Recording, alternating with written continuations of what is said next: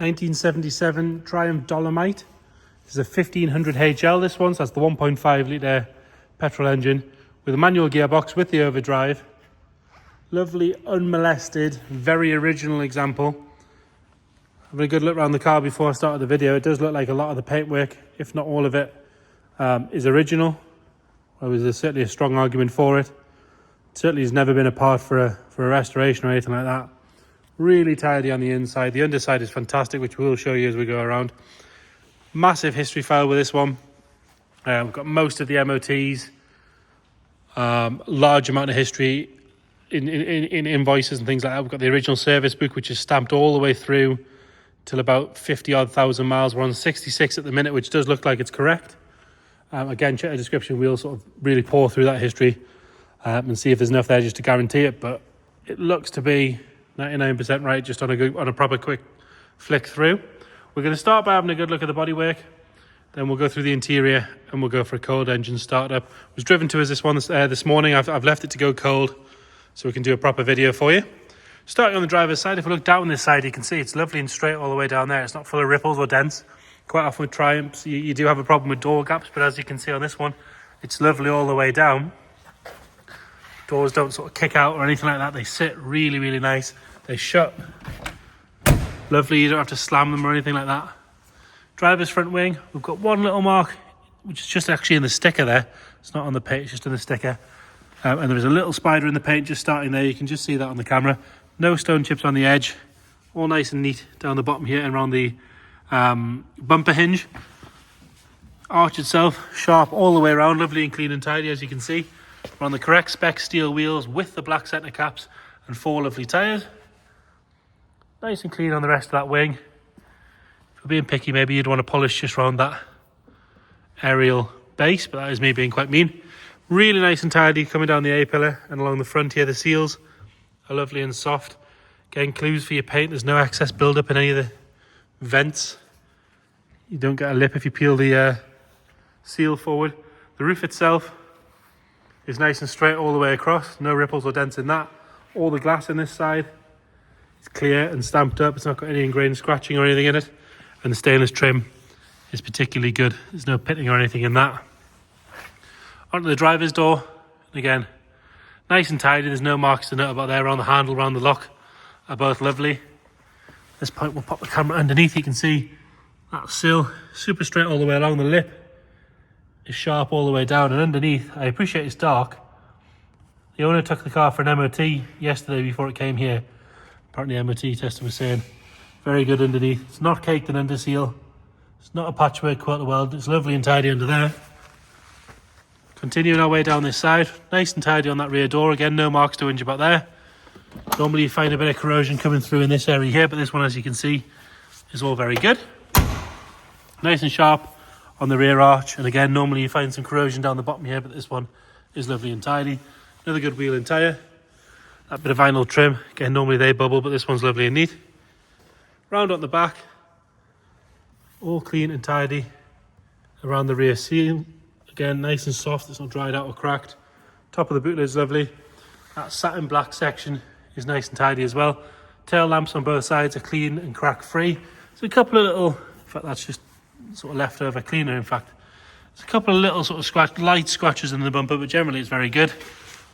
Underside on the rear valance, nice and neat all the way along. We've got one little blister in the paint just there, but other than that, very, very good. And lovely and neat down this rear section here.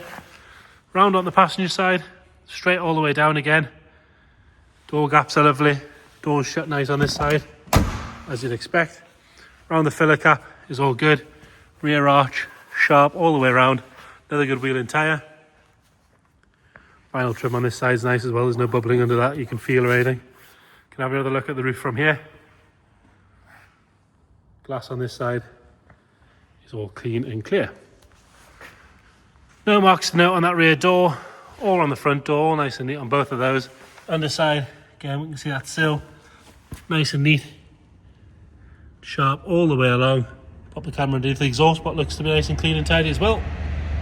Nothing to whinge about under there. And then moving forward, again, no rust in any of the usual spots down the front here, around the wipers or anything like that. Front wing is all good. And again, sharp inside that arch all the way around. Round on the front and all 4 lights are clean and crack free, as are the indicators on the lower half. Valance is nice and neat, it's not caved in or anything like that. It's a little bit of pitting on this side of the bumper. The rest is lovely. You do have to get quite close to notice it. And we do have a little spider in the paint there, and another one that's just popped through ever so slightly on the bonnet. Personally, I'd leave it because they're only sort of original ones, aren't they? Rest of the bonnet, all nice and tidy. We'll have a good look at the underside of that when we pop it up as well. Onto the interior. The wood has a lovely finish. These things weren't super shiny from new, so it's nice to see that they're not overly done or anything like that. They look to be nice and original to me. Door cards are good. Door shuts are good as well. And again, if we look here, so that was from serviced at 47,000 miles. And again, I think we've got the receipt to go with that in the history pack, so we'll put that in there. Rest of the door shut's lovely. Outside the doors are nice. And then the interior trim, so the seats are in lovely condition. All the beading's good. They're nice and firm. No rips or tears. They do look dirty on the camera, but that is the material. If you get nice and close, you can see it's excellent. Carpet set's nice. The heel pad here and the footrest pad are both nice. They're not worn through. Top of the dash is very good. And again, the wood on the dash is lovely as well. All the dials are nice and clear. 66,636 miles. And again, like I say, check the description. We'll detail everything we know as far as history with that. No real wear at all on the steering wheel or on the gear stick. Normally this sort of plastic section here gets worn quite badly, but that one's lovely.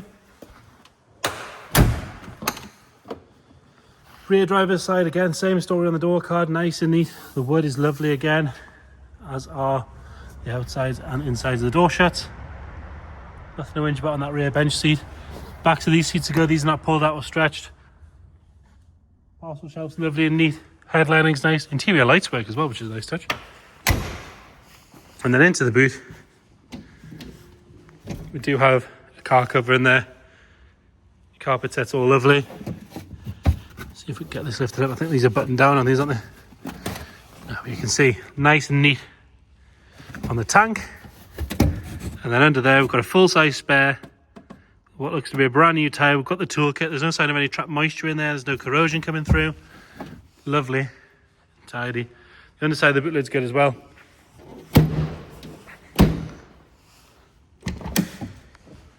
And then rear passenger side, same story as the rest. Lovely on the wood. Rest of the trim's all good. Door shuts are nice. Properly unmolested example. Really tidy little car. All good on the door card. Again, I really do like that wood. A little bit of dirt there, we'll take that off, there you go. And nothing to whinge about on the passenger seat. Carpet set on this side's good. Normally down here, gets sort of kicked and abused, whereas that's all good. And then under the bonnet, like I say, 1.5 litre, 4-pot. Manual gearbox with the overdrive. Inner wings are lovely. In here, it gets a bit of trapped moisture and can rust, whereas that one, as you can see, is nice.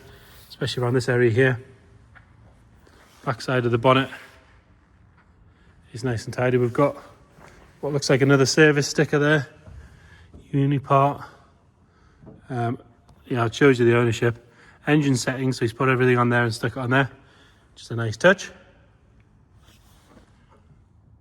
Again, it's been parked here a little while. Not dropping any fluid on the floor. Literally photographed it when it came in and parked it to go cold so we can do the video. We're going to have full choke, because it is cold today. Fires up on the button.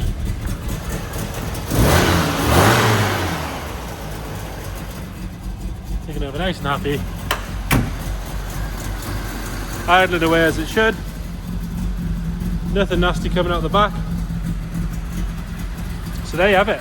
1977 Triumph Dolomite 1500 HL. Lovely unmolested example. Read the description, we'll detail everything as far as the paperwork goes in there.